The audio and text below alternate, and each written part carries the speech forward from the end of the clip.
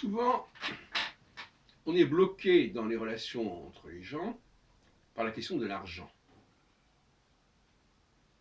Parce que les gens ont souvent le réflexe de dire, bah, écoutez, voilà, vous pouvez me donner de l'argent en contrepartie de ce que j'ai fait pour vous, ou de ce que vous me devez pour je ne sais quelle raison, morale, familiale, etc. Mais, en fait, on pourrait faire des dons en nature, de toutes sortes. Quelqu'un vous rend service, ben vous l'invitez, non pas au restaurant, parce qu'au restaurant ça va vous coûter cher, mais vous l'invitez chez vous, à partager votre repas. C'est une notion de partage.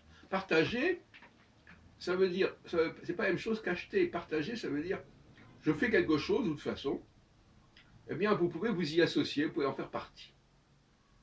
De toute façon, hein, c'est pas un couvert de plus qui va me ruiner.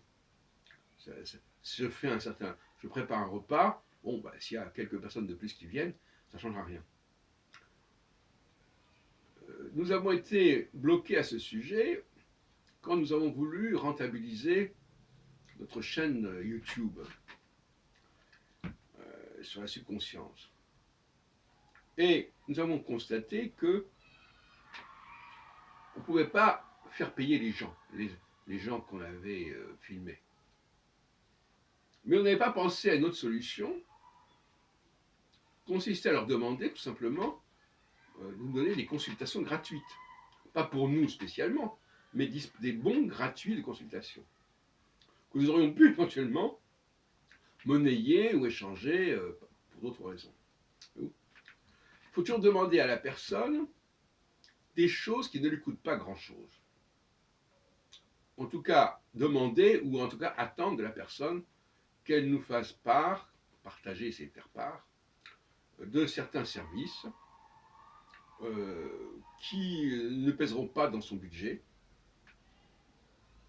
Et je crois que c'est important sur le plan économique, puisque actuellement, nous bloquons souvent, on voit avec la querelle des Gilets jaunes, sur des questions d'argent, les gens veulent plus d'argent.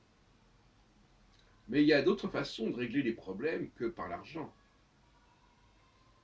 On peut, par exemple, comme j'ai dit, se demander si certaines personnes ne pourraient pas partager ce qu'elles ont avec d'autres personnes. Partager, ça ne veut pas dire dépenser davantage, ça veut dire simplement partager, quitte à avoir un peu moins, mais pas forcément. Parce que souvent, quand on fait des repas, il y a toujours des restes, etc. Mais la philosophie du partage me paraît fondamentale. Et partager, ça peut dire aussi, effectivement, si quelqu'un a une certaine activité professionnelle, et il peut très bien faire des choses gratuitement, sans que ça lui coûte énormément. Bon, ça lui fait peut-être un manque à gagner, éventuellement, mais parfois, on n'est pas tout le temps à travailler 24 heures sur 24. Mais entre le manque à gagner et le fait de débourser de l'argent, il y a quand même un petit détail. Donc le partage, c'est un manque à gagner. Et il faut travailler sur le manque à gagner. Hein. C'est-à-dire, on fait cadeau de quelque chose, mais au fond, ça ne nous coûte rien. Parce que de toute façon, on l'aurait fait de toute manière. D'une façon ou d'une autre, on l'aurait fait.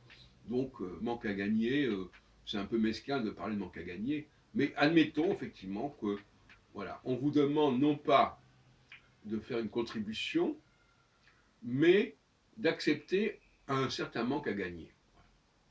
Voilà, à mon avis, la philosophie que je préconise actuellement comme une solution de solidarité par le partage, et non pas par le fait de donner de l'argent ou des allocations, qui est une solution finalement assez médiocre. Il vaut mieux partager ce qu'on a, et beaucoup de gens seront beaucoup plus disposés à partager ce qu'ils ont ou ce qu'ils font, quitte à avoir un manque à gagner, plutôt que de débourser de l'argent qui exige d'entrer dans un certain système qui est beaucoup plus compliqué.